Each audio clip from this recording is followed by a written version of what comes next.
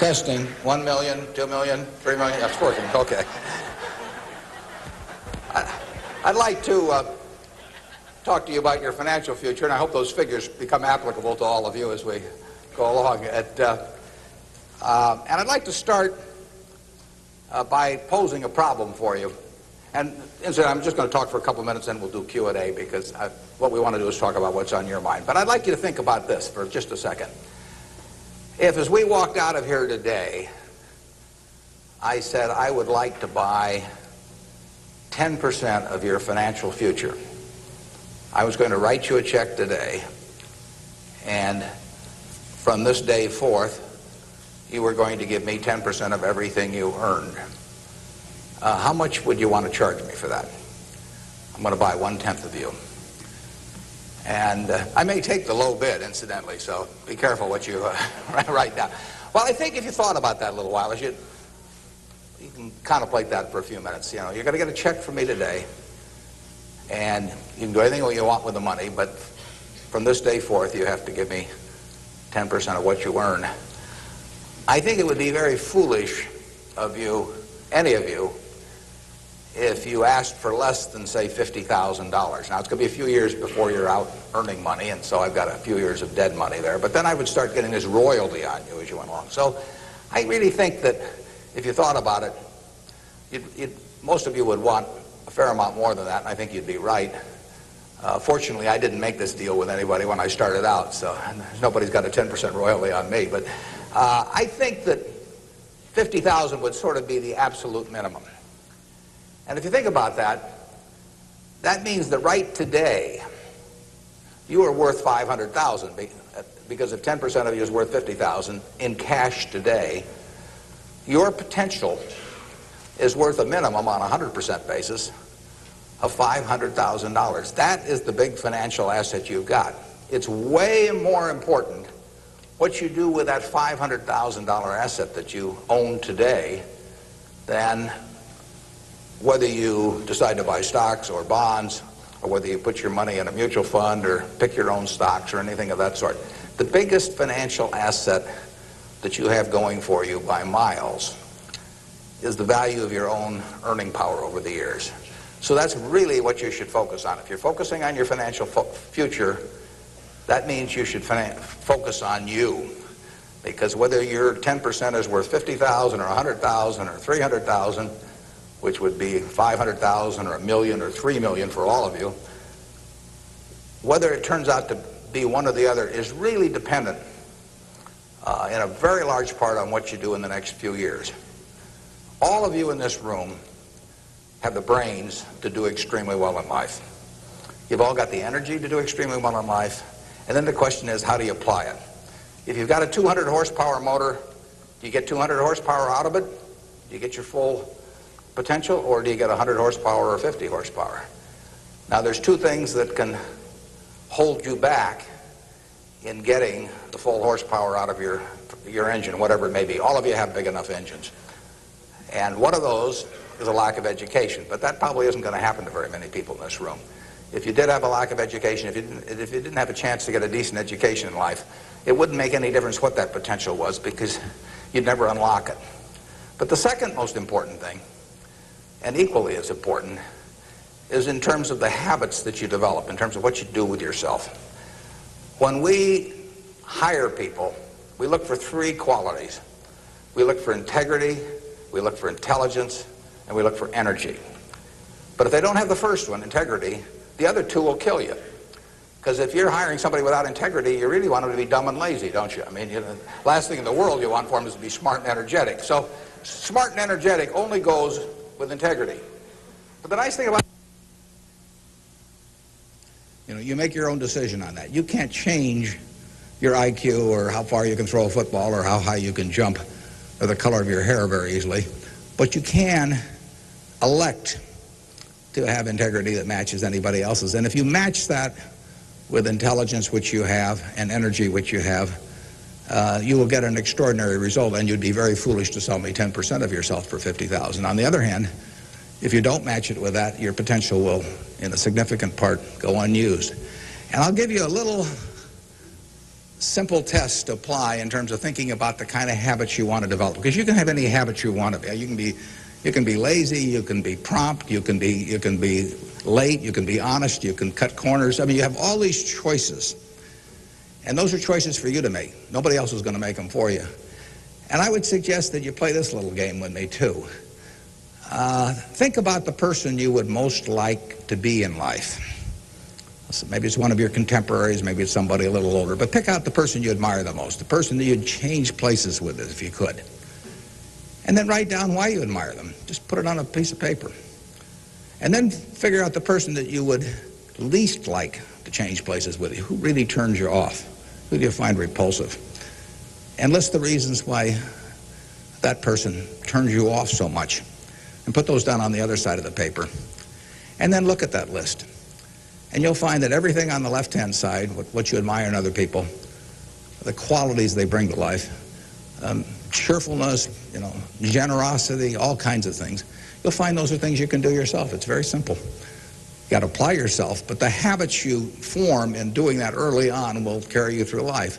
And on the other hand, you'll find that the things that make people repulsive, selfishness, obnoxiousness, all these things, egotism, are things that no one has to have. If you find those in yourself, you can get rid of them as long as you get rid of them early. So all I suggest is that you write down a list of what you admire, what you find contemptible, and decide that the ones on the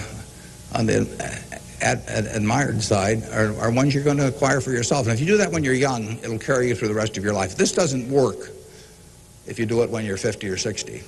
By then the habits are too well formed. But if you do it early, behavior becomes a habit. So if you do that, 2 or 3 years from now, if you go through the same exercise, you'll find out that the person you admire the most is yourself. That can be a little dangerous under some circumstances, but it's not a bad thing. I mean, you want to be somebody you like, and you don't want to be somebody that you dislike. And form those habits early. You basically can't miss. Now, I'll give you one other small piece of advice that's just a corollary on this, and then we'll get to your questions. And that is, as a general matter, as a one piece of specific financial advice, I would say, avoid credit cards. Just forget about them. We're in various businesses that issue credit cards. The American public loves credit cards. But if you start revolving debt on credit cards, you're going to be paying 18 or 20%. And you can't make progress in your financial life going around borrowing money at 18 or 20%. You can make a lot of money by lending it out at 18 or 20% over time. If you can find anybody that's good that will borrow from you. But you don't want to be on the side of the equation that's always behind in life. I was lucky. I'd saved about $10,000 by the time I got out of school. That $10,000 was really worth millions I might have earned later on, because after you get a family and everything, the expenses roll in. But those were my tools to work with, but it was only because I was ahead of the game. If you're behind the game by $10,000 at some point and paying 18 or 20% interest on it, you will never, you'll never get out of it. So the trick, I've got a partner that says, all I want to know is where I'm going to die, so I'll never go there. And that's true in financial matters as well. You want to figure out where you don't want to be ahead of time and avoid that. And I get about a dozen letters a day from people who are having terrible problems. And there are two reasons why they have terrible problems. One is a number of them have had health problems of some sort. I mean, they have really been hit by or somebody in their family has been hit by some kind of catastrophic illness. And that is it's a terrible thing to happen to any family. And they run up bills they can't pay, and really only society can solve that one in terms of protecting people against that. That's just plain bad luck. But the other one is from people who run up credit card debt, and they're facing bankruptcy, or they've been through bankruptcy once before, and they owe a whole bunch of money, and they can't even pay the interest, let alone pay any principal. And half of my letters come from people like that, and that problem is avoidable. Catastrophic illness is not, but credit card debt is something you bring on yourself, and it's way better, it's way easier to stay out of trouble than to get out of trouble financially. And I will guarantee you, if you run up big credit card debts, you will be in trouble probably the rest of your life in terms of your financial situation. On the other hand, if you get ahead of the game, even if it's on a very modest scale, so that money is coming in from investing, and people owe you money or equities owe you ownership, you'll be way ahead of the game compared to paying it, always paying your creditors every month. So my advice to you is, if you can't pay for it, don't buy it, and get yourself in a position where you can pay for anything, and then we'll be glad to see you at Borsheim's or the Nebraska Furniture Mart. Now let's have some questions. Do we have a mic out there that people can either go to or that travels around? And I can't necessarily see too well from we're going to have one mic on each side, so just raise your hand and wait for us to come to you. Okay, we have somebody up front who would like a mic. Anything that's on your mind, ask about. Don't be bashful. Yeah, how would you advise people who aren't necessarily going into a career field in which you would make a large base salary, such as like medicine or something like that, maybe performing arts or music? How would you advise us to keep up financially with the rest of the world? Well, it is true that a market system does not pay as well in some activities as might seem appropriate for the importance of those activities to society. Just take teaching, for example. I mean, teaching does not pay well.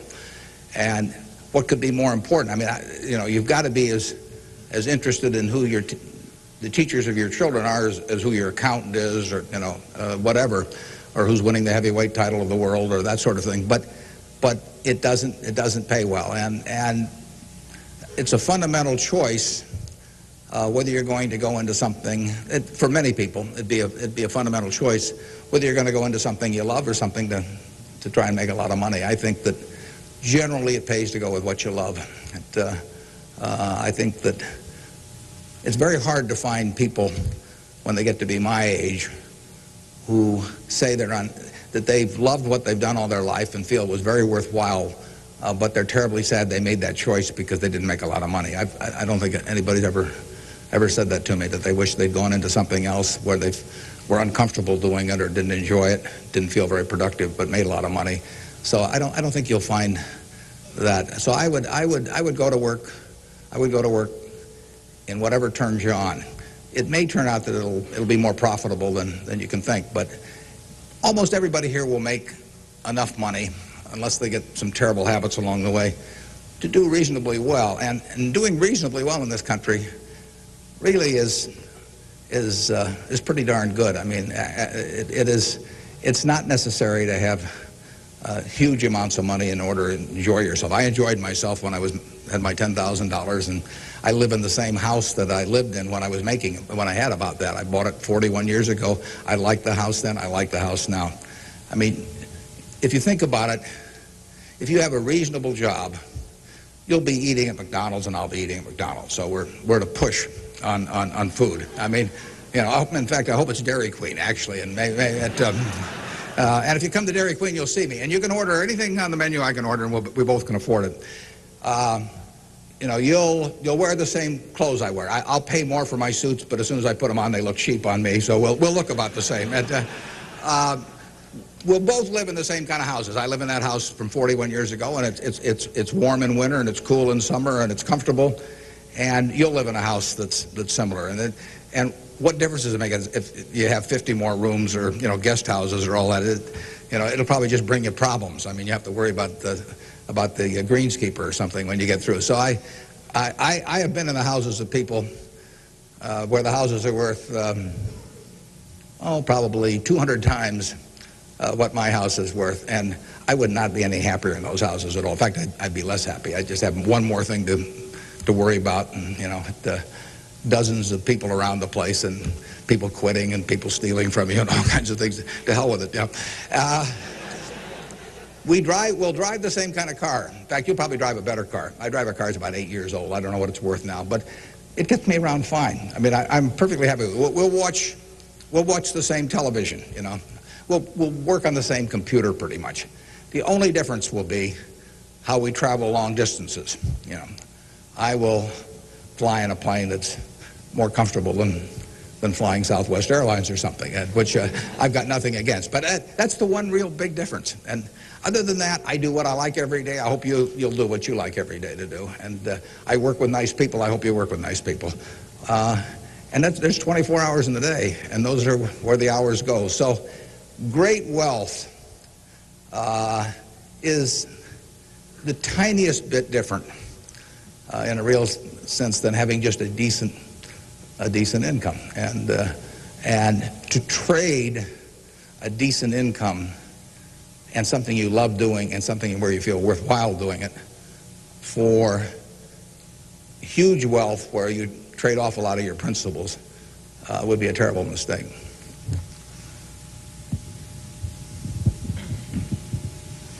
Would you acknowledge your success more on yourself or from the help and teachings of others?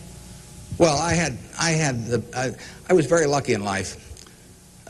If you tell me who your heroes are, I will make a pretty good prediction about what you're going to do. And I had the right heroes. I was very lucky in life, and my heroes never let me down. And started with my dad, and then I had others in business, and so I have had great teachers. Some formal teachers, some that were just informal teachers by instinct or example. And if I hadn't had those, you know, my life, I'm sure, would have been very different. If I'd been born anyplace else. When I was born in 1930, and at the time, 1 out of 50 births in the world were in the United States. So I came in against 50-to-1 odds against being born in the United States. I would have been a disaster, you know, if I'd been born in Afghanistan or Peru or someplace. I mean, I was extraordinary. I won the lottery the day I was born, you know, by being born in this country. So have you. I mean, the odds were probably 40-to-1 against you being born in this country, and they were 5 times more likely to have been born in China, or 6 times, or 4 or 5 times more likely to have been born in India or some other place where it would not have been as easy to exploit the full potential of your talent. So we've all won the lottery in that respect, and that's just plain luck. I mean, and I was lucky to be born at this time. I mean, capital allocation is something that pays off extremely well in this society now, but it doesn't pay off in other societies, and it didn't pay off, you know, many years ago. My friend Bill Gates says that if I had been born a few thousand years ago, I'd have been some animal's lunch. You know, I can't run very fast, and I can't climb trees, and, you know, I just happen, those are talents. Nobody asked me to climb trees now, but there was a time when it might have been important. And incidentally, Bill would have been some animal's breakfast. I mean, he can't run so fast either. But in any event, you know, we are lucky. I mean, just imagine being born a couple hundred years ago with exactly the same talents and how far they would have taken you then. You know, the average person today lives so much better than the richest person lived 100 or 150 years ago. So I'm lucky in that respect. I was lucky to be born of terrific parents. I was lucky to be raised in Omaha in a great public school system. I got a start here in the first 8 grades that gave me a foundation that later, when I went off the track a few times, carried me through, because I had a terrific grade school education right here in Omaha at Rose Hill. And one of the reasons I had it, incidentally, is kind of unfortunate, but I had that great education in part because women were being enormously discriminated against. And so a woman at that time could be a teacher, she could be a secretary, she could be a nurse, you know, and that was about it. So you had half the talent pool in the United States limited to just a few jobs. So you had an abundance of talent in those activities like nursing or teaching, because that talent with males was spread across every form of work activity there was, but with women it was concentrated in a few areas, and that benefited me. It's kind of sad because it didn't benefit those teachers, but I was very lucky, and I've really been that way all my life. And what I do is important as, you know, what a good teacher does or a good nurse does or something of the sort. You know, I think that's quite questionable. It pays off enormously well in a market economy like the United States, and but that's an accident. It didn't have anything to do with any innate ability of mine.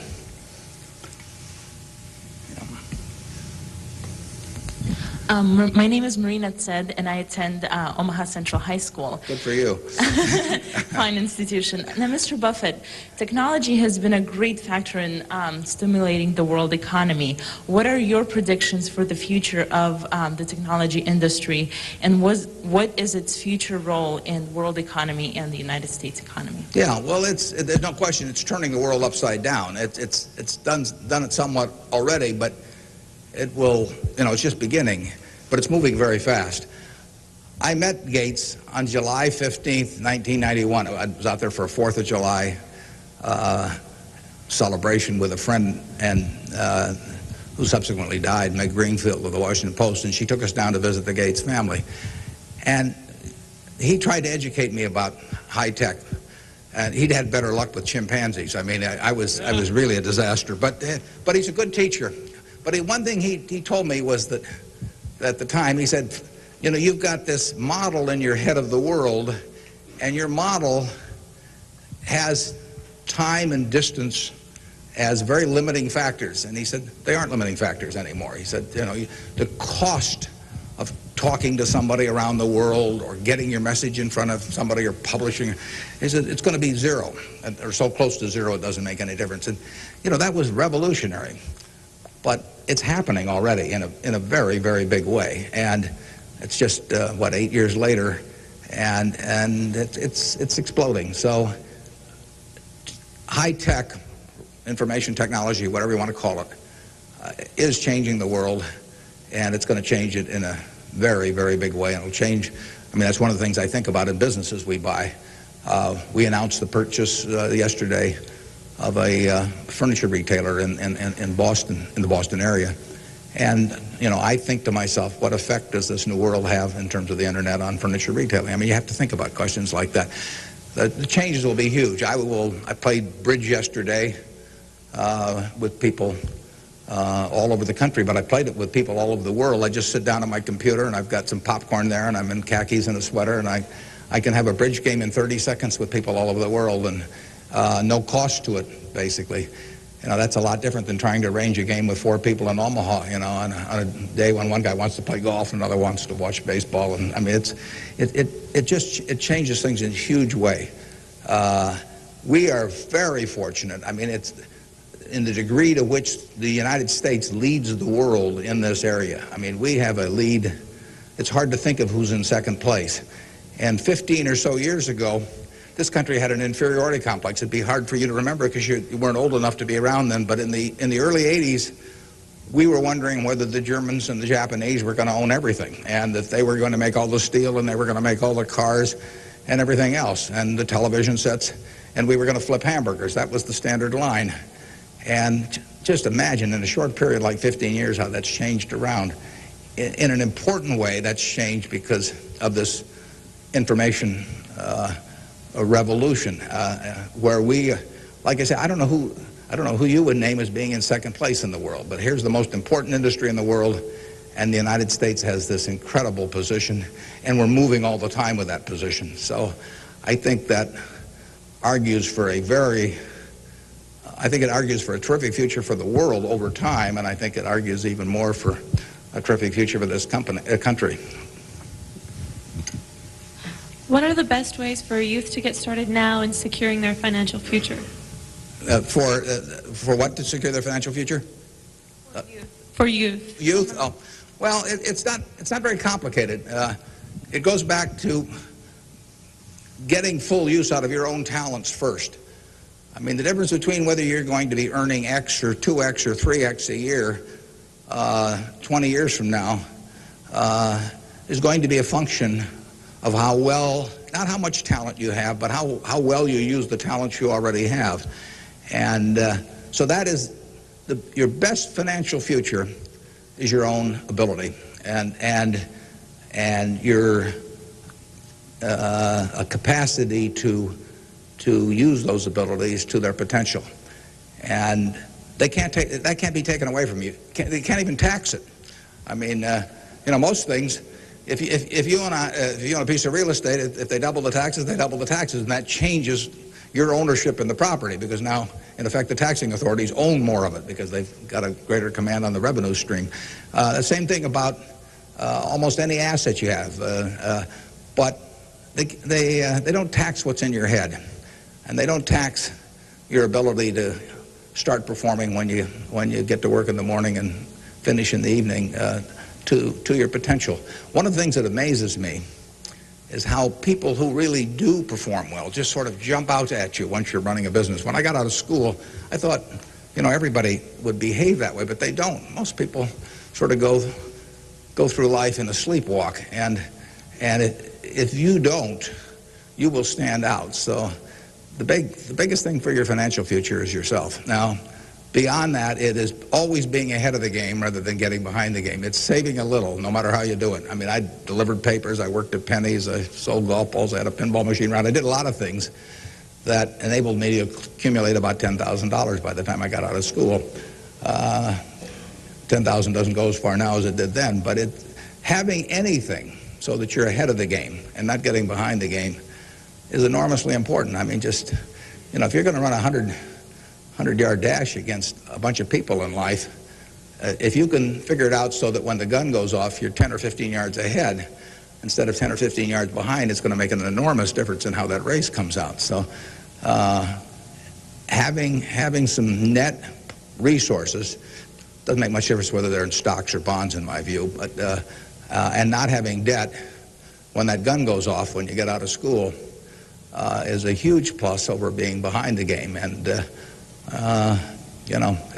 it may come from delivering a paper out in the morning, it may come from part-time work someplace, but put aside a few dollars for yourself so that when the time comes and you enter the workforce, you're ahead of the game and not behind. And then once you get there, don't get behind by buying a whole lot of things that you figure you're going to pay for someday while you're paying 20% interest in between.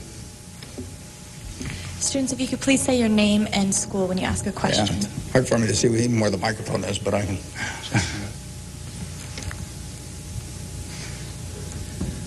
My name is Patrick Doherty, and I'm from Pillion La Vista High School. I was wondering, with the increasing costs of education today, what can students do to deal with their debts once they're out of college? Well, that's a tough one. I mean, I guess I'd pay it off as fast as I could, and I would incur as little debt as possible before that time came. And I would say this, in my experience in business, there is very little difference, if any, between a very high-priced business education and what's available for a lot less money. So I went to the University of Nebraska at Lincoln my last year in college. I went to Wharton for a couple of years before that. I learned just as much at the University of Nebraska as I did at Wharton. And it's nothing against Wharton. I mean, it's just we had a very good school here. I had some terrific professors at Lincoln. And so I would not assume that if I was paying a few $1,000s for an education here in the state, for example, versus paying huge amounts elsewhere, that it was going to make a lot of difference. A lot of the education, you need to be prodded in the right direction, but an awful lot of it is self-taught. I mean, Andrew Carnegie did a wonderful thing in this country in terms of libraries, and I used to spend a lot of time at libraries. I even got locked in at the University of Omaha, what was then the University of Omaha, and I couldn't get out for hours. And one night I got so entranced with what I was reading. But there's all kinds of information available now with the internet. It's so much easier than it was then. So it's out there to be taken, and it isn't necessary to pay $30,000 or $35,000 a year to go to some big-name school to get the education at all. I mean, if you're going to learn accounting, which is probably the most important course you'd take in business, if you're going to learn accounting, you can learn accounting absolutely as well, in my view, going to UNO as going to Harvard. I mean, I see. I'd bet on that, and so I wouldn't run up huge bills in terms of getting a business education. Now, if you're going to get a medical education, I mean, there's certain professions where there may not be any way around spending a fair amount of money and getting in debt to some degree. You've got to make that decision yourself, but I'd certainly try to minimize it. And And I would have it figured out how I would handle that debt in, say, a 5-year period after I got out of school, or I would think twice about incurring it. There's a question up here, if we can bring a microphone. My name is Kyle Clark. I'm here representing the Omaha Youth Advisory Council. What advice would you have for a forming nonprofit organization? For forming a nonprofit organization? Well, I've always tried to avoid forming nonprofit organizations. But well, that would depend entirely on what I wanted to accomplish. I mean, it'd be one thing if it was a hospital. It could be another thing.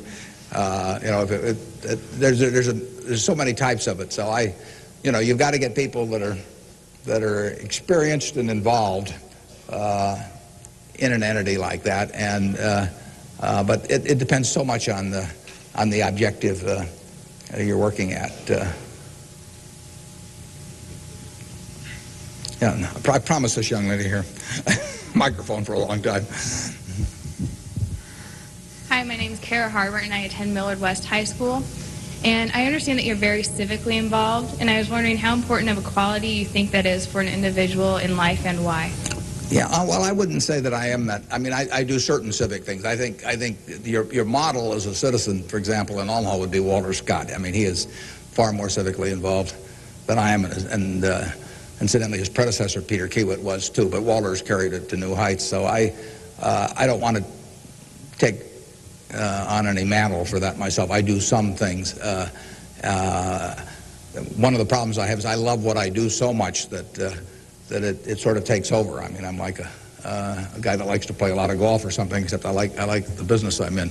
But I've got a family that participates very actively. Some of my children work on almost anything that comes along in the civic area. And, in the end, people do what they want to do to quite a degree. And I think I've never talked to anybody that enjoyed working in civic activities that didn't feel where it was very worthwhile after they've done it. I mean, they've built something, and participating in building something is always a lot of fun. And actually, you can have a good time. We have this golf tournament, for example, in September, and we raised some money for civic things, but everybody has a good time, so nobody's paying any price by doing it. I'm having a good time. The people who come are having a good time, and we get to show Omaha off to people. But you should be enjoying things you go along, and you will if you work in civic activities that interest you. And you can do the same thing in politics. I mean, if you find political ideas or politicians who particularly you identify with, you can get a lot of self-satisfaction out of working, and you're doing something worthwhile. So just follow your instincts on that. That'd be my recommendation.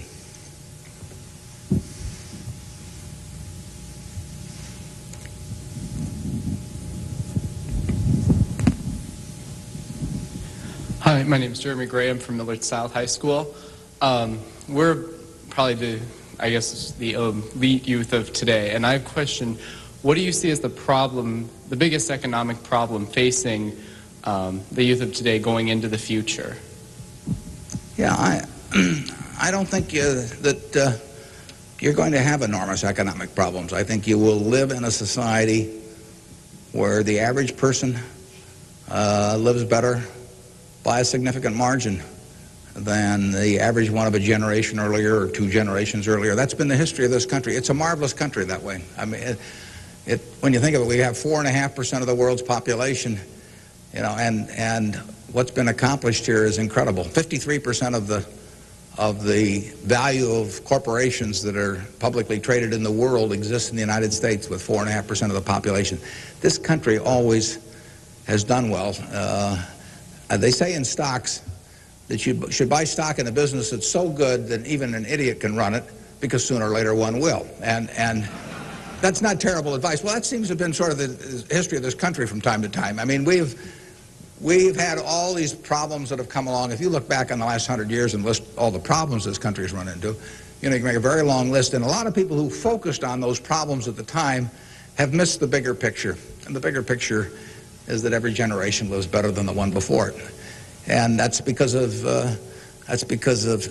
savings, because savings enable people to create new tools to do better things as they go along. And it's also due to an environment that lets people realize their potential to a greater degree than most other environments in the world. It's far from perfect. I mean, it's sad how far it is from perfect.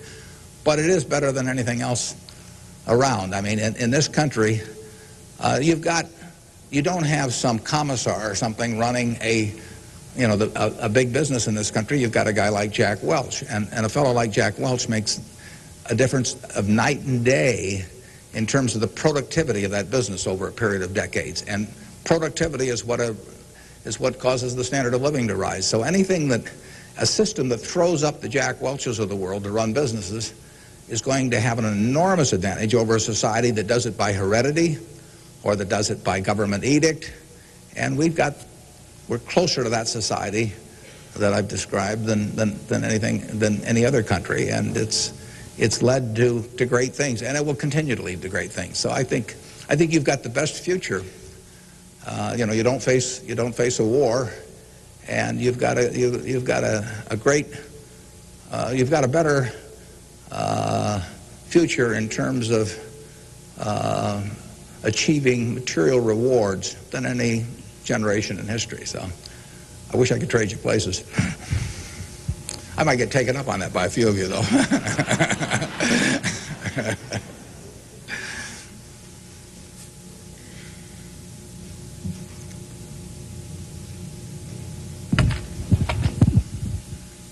Hi, I'm Ryan Wilkins from Millard West High School, and I was wondering if you could speak for Mr. Gates were afraid of the impact on Y2K on the economy, or specifically of the stock market. Yeah, well, I'm glad you gave me a chance to bring in other people, because I'm the last guy in the world to understand about Y2K. I don't know why this microphone's working. I don't know, why lights go on. Or I flip on the switch of my television set and pray. I mean, it's all beyond me. But I would say this: the smartest people I know in that area, in large part, think it's going to be a non-event.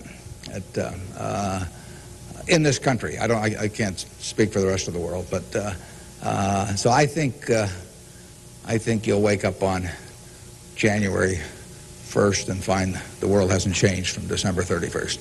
Now, I would say this: you might get a whole bunch of friends to write you checks for $1 billion on December 31st and then deposit them, and who knows what'll happen? You can't lose anything. I mean, all they do is bounce, and if the system gets fouled up, you might find a lot of money in your account. But I wouldn't count on it. We own a company called Executive Jet. We have about 1,400 or 1,500 customers who own pieces of airplanes with us, and so we've got 160 of their planes and some of our own flying around. It'll be very interesting to me to see what the advance people let us know ahead of time when they want to use it. It'll be very interesting to see how many sign up for January 1st at 12:01. But it wouldn't bother me to fly them in the least on January 1st or do anything else on January 1st. Ideally, I hope they're getting prepared to watch the Huskers play in the big game. I'm Jamie Solis from Twin Valley, and I was wondering, how do you decide what you invest your time and money in? Yeah, well, I like to find businesses that have good economics. Now, what are good economics? Well, good economics are a business that has some kind of a moat around it that makes its product or its service or its location or something a little more desirable to the customer than any other sort of comparable product. The number one candy bar in the last 30 or 40 years has been Snickers. People don't fool around with different candy bars. They fool around with different length dresses. They fool around, with all kinds of things. But they don't fool around with candy bars because they figure, they're going to go in and lay out 50 cents or whatever it is and put it in their mouth. And they're not going to, for 50 cents and putting it in your mouth, I mean, you're not going to say, I'll lay out 45 cents and put something else in my mouth. So you find that very stable. And we like businesses that we think we can figure out where they're going to be in 10 or 15 years. I don't know where the information technology businesses are going to be in 10 or 15 years. I know where Snickers bars are going to be in 10 or 15 years. They're going to be selling just about the way they do now. I know where Wrigley's gum is going to be in 10 or 15 years. There's not going to be a lot of innovation in chewing gum. The internet's not going to cause people to quit chewing gum either. Gates may think so, but I don't think so. But it's predictability regarding the sustainability of a competitive advantage, something special about a product. So we look for those kind of products, and then we look for people that are running the business that are honest and able. And, you know, it's easier to find people that are honest and able than it is to find businesses that are going to stay wonderful for a long period of time. There are a lot of businesses that looked like they were going to stay wonderful that really evaporated over time. But that's what we're looking for. And the nice thing about it is we don't have to find very many. If we find one a year, that's terrific. Because you don't need 100 or 1,000 great investment ideas to do well. You need a couple. And the discipline is the most important thing. We don't need brain power. We need discipline. You don't need 150 IQ to do what I do. Thank God. You know, you don't need 140. You don't need 135. You may need 115 or something like that. But you do need discipline. You have to wait until you see the fat pitch to swing at. Because investing is a no-called strike game. You know, if I were a baseball player and I only liked pitches 2 inches above my navel, you know, some guy could learn that and he could pitch me, you know, 3 or 4 inches below that, and I get called out on strikes because I never find a pitch I like. You can get called out on strikes in baseball. You have to swing at pitches that you don't even necessarily like, particularly after the count gets to 2 strikes. In business, you don't have to swing at anything. You can sit there and the paper says General Motors at 68, or it says General Electric at 115, or it says General Dynamics at 63. And if you don't like those prices, you don't have to swing. You can wait there day after day after day after day, and there are no called strikes. Now, when you swing, when you decide to buy something, then, you know, if you swing and miss, it's a strike. But it's a marvelous game to be in because there are no called strikes, and you can simply wait for that one time in a month or 6 months or a year or 2 or 3 years when you really know what you're doing, where you like the price, where you like the people running the business, and then you swing, and you only need a few swings in your lifetime. So that's the way we try to pick businesses. We try to stay with things we understand. I mean, there can be all kinds of wonderful investment opportunities out there that I don't understand. I don't know what cocoa beans are going to do next year. You know, maybe you know, but I don't know. I don't know what crude oil is going to sell for. But I don't have to know. I just have to know the things. I have to know what I know. I have to know where the limits of my understanding are, what I call what my circle of competence is. And if I'm only able to evaluate 5% of the businesses in the world, no problem. I just stay within that 5% and try and find something.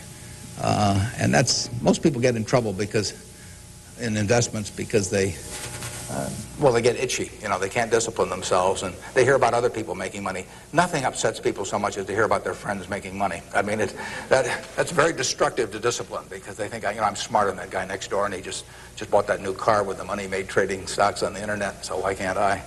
Well, the answer is you can't over time. You will lose money if you trade stocks actively. And it's hard to exercise the discipline. But anytime you buy something, you should be able to take out a one-page sheet of paper and say, I'm buying General Motors at 65. I'm buying General Electric at 150 because. And you should write down the reasons. If you can't fill out the sheet, if it's because somebody told me about it at a cocktail party last night, that's not good enough. If it's because my broker told me about it, that's not good enough. You know, it's you've got to have a reason for thinking that it makes an intelligent investment. You do the same thing if you're buying a farm or an apartment house. If you're buying a farm, you'd say, I'm buying this farm at $1,000 an acre because I think I can earn $60 an acre on it if corn sells at such and such and soybean sells at such and yield is such and such. And you'd figure it out. That's the same reason you buy businesses. And when you buy stocks, you're buying a little piece of a business. And that's probably the most important thing to remember in investing is that when you are buying a stock, you're buying a little piece of the business. And if you are buying it at an attractive price for the business, for the whole business, you're going to make money. And if you aren't, you know, over time you won't make money.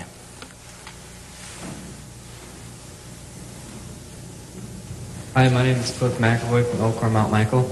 Reverend Jesse Jackson talked to us earlier.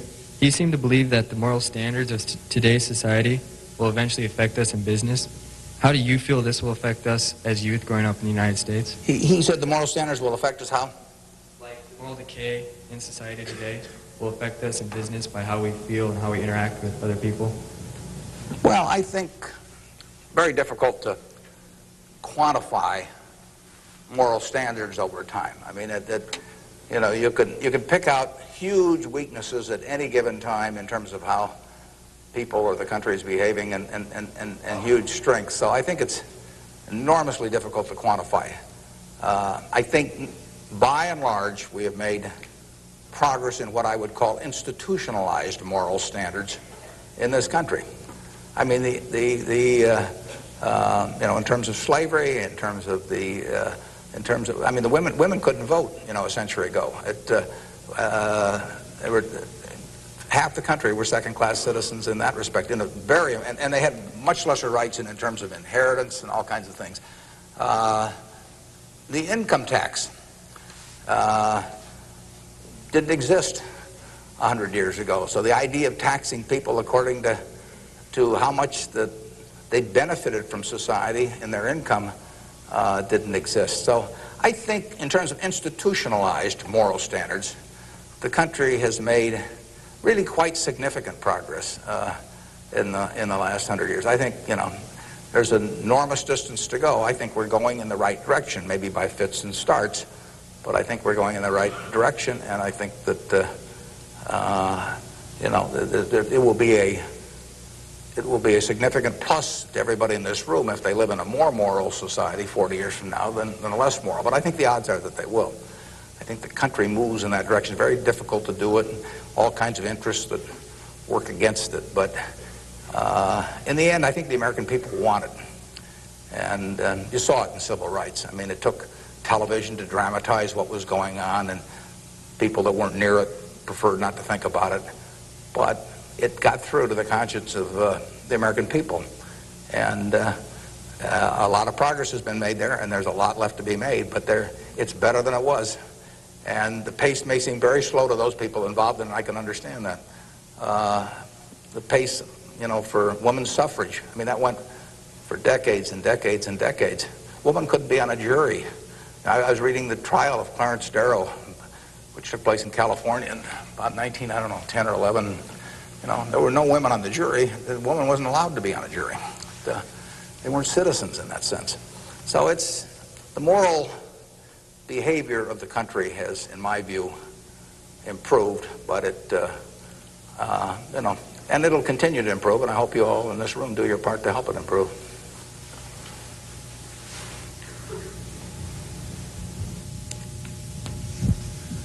Hi, I'm Nick Jors from Central High, and I was wondering how, since the stock market's so high right now, if it'd be smart for us to get involved now, or to wait till it goes down a little, or what? Yeah, I can't tell you whether or not to buy stocks now generally. I think it's important that you save money, you know, and whether you put it in the stock market or not, I don't think is terribly important. I think if you're interested in stocks, you should buy it, you know, and you've got a little capital, you should buy a few. I mean, I don't think there's any way of learning about them better than experiencing it. Doing it on paper isn't the same. I can guarantee you, if you lose money on paper or lose real money, it's a different experience. And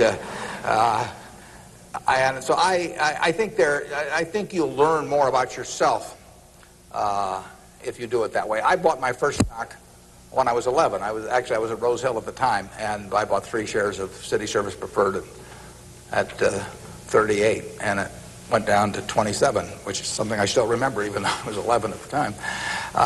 And then it went up to 40, and I sold it. I made $5 on my 3 shares after commissions, and then it went to 200 and something. So, you know, I probably remember that a little better than if I'd been doing it on paper. And I fooled around doing a lot of things between about age 11 and 19 in the stock market. I did charts, I did all kinds of technical analysis, I read every book I could get on the subject, and I didn't do that well. I didn't do terrible, but I was really just floundering around. But that meant by the age of 19, when I read Ben Graham's book, I was at the University of Nebraska in Lincoln, I went and bought this book called The Intelligent Investor. It just come out, and it had an enormous impact on me. Now, if I hadn't done, in the previous 8 years, if I hadn't been all over the lot, I'm not so sure that book would have had the same impact on me. I mean, by that time, I was prepared to read Ben Graham's book, which changed my life financially in an incredible way. I mean, I wouldn't be up here today if I hadn't read that book. But yeah, part of life is getting prepared so that when something does happen that's significant, you can grasp the significance of it and know what to do with it. And I would say that first 8 years of fooling around, even though it produced nothing financially to speak of, produced a lot in terms of getting my mind prepared for when I really did read something that made sense. And so I was ready to accept it. And I actually went back and went to Columbia to study under Graham, and because of reading that book, and all kinds of things flowed out of it. So I would encourage you, if you're interested in the field, to do a few things. I'd still try and make them as intelligent as possible. I would try to stick with things, businesses I thought I understood. I'd still get out that sheet of paper and I'd write, I'm doing this because, and just test my reasoning. And then I'd go back and read it a year later and see whether what you thought would be true turned out to be true. So I would always check myself. I believe in grading myself on everything. You know, doctors have postmortems, and they do it because they learn from postmortems. In business, people don't like to do postmortems. When I can be on the board of a company, and they can building plants or buying companies, and they never want it 2 years later to run a check on how that decision turned out, because it can be unpleasant. But you learn from postmortems, and you don't want to learn. It's way better to learn from other people's mistakes than your own, but you got to learn from a few of your own too. And the time to do it is when you're young. We can do maybe one more, and then we wrap this up at one, do we? Or maybe two more. My name is Pete Walsh. I'm from Creighton Prep.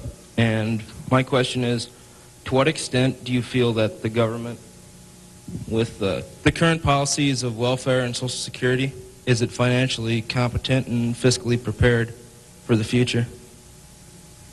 Well, I think that the country as a whole is quite well prepared for the future. That doesn't mean I would adopt every policy they have, but I think we have an enormously rich society, and it'll get richer. Everyone isn't going to participate in that. Some won't participate because of physical disabilities, others because of mental disabilities, others because of shortcomings in the education they received when they were growing up, all kinds of reasons. We have a prosperous enough society to be able to take care of those people, and we should take care of them. And how we do it so that they feel most useful in life, and how we do it so that we continue to encourage people to be more productive themselves and all that. I mean, those are not easy questions, but that shouldn't take our eye off the ball of feeling we should do something about it. I pose this problem sometimes to people. I say, let's assume that it's 24 hours before you're born. And all of you can take this test, 24 hours before you're born. And a genie comes to you. And the genie says, what was your name again out there? Whatever. We'll call you Joe. And the genie says, Joe, says, you look pretty promising to me. I think you've got kind of a sense of fair play and a good mind. And so I'm going to let you have an extraordinary opportunity. I'm going to let you design the world into which you're going to be born in 24 hours. It's yours. You pick out the political rules, you pick out the economic rules, you pick out the social rules, you design the world. And when you're born in 24 hours, you're going to be born into that world. And that's the world that's going to exist for your lifetime, for your children's lifetime, for your grandchildren's lifetime. And you, having heard of some of these genie jokes in the past, would say, what's the catch? The genie says, well, it's a very slight catch. I said, when you're born in 24 hours, you're going to emerge in this world you designed. But what you don't know is whether you're going to be born black or white, male or female, rich or poor, bright or retarded, able-bodied or infirm, in the United States or Afghanistan. All you know is that you're going to reach into this barrel, which now has 6 billion balls, as we know, representing one person, every person in the world, and you're going to participate in what I call the ovarian lottery. You're going to take one ball out of that barrel, and you're never going to get another ball. That's you. You're going to get one ball, and now you're going to emerge. Now, what kind of rules do you want to have for that society, not knowing which ball you're going to get? Now, that I put to you is the way I think people should think about social policy. And if you're lucky enough to be born in this country, you've won the lottery already. But we should have a system, in my view, that encourages the Jack Welches and the Bill Gateses and all of that to work far beyond the time when it has any economic significance to them. We want people commanding those resources who are extremely able at commanding them. That's how the standard of living moves forward. So we should want Tom Osborne coaching in Nebraska. We should want Bill Gates designing software, and we don't want to mix up those two. We don't want to get Bill coaching in Nebraska. So you want a system that gets people to their potential and puts them in the position where they can do the most good for society. But you also want a system for the people who get the wrong ball. I mean, somebody's going to get the ball, that says 80 IQ. Somebody's going to get the ball that says this disease or that disease early in life that cripples them.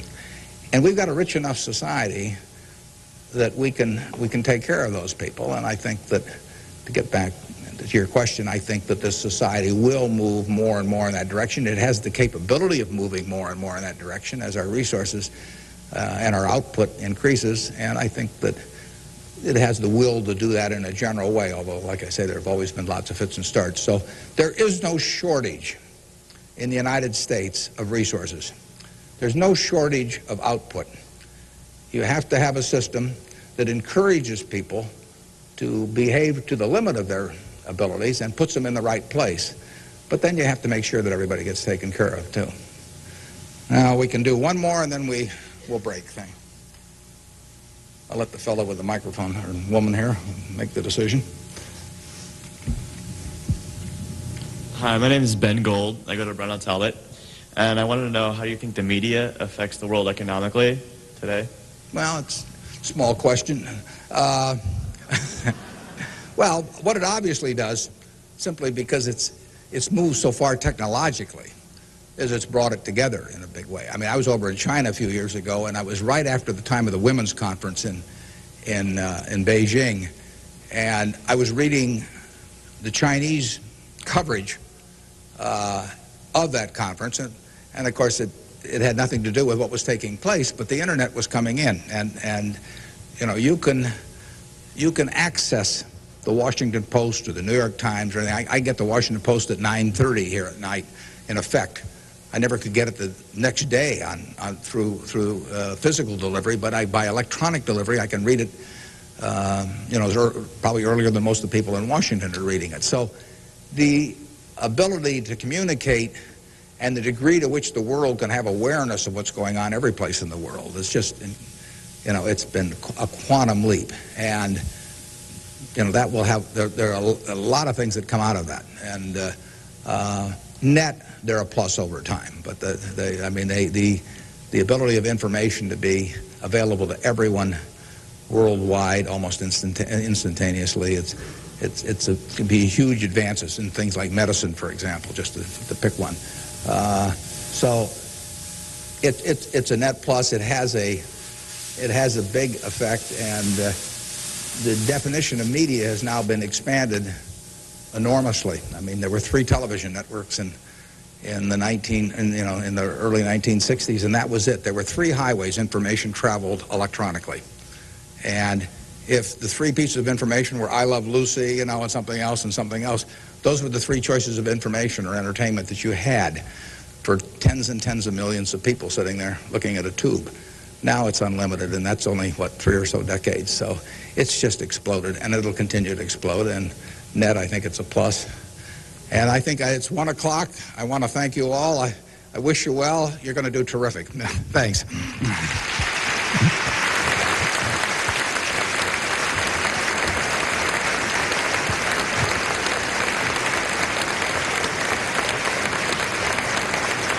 Thank you.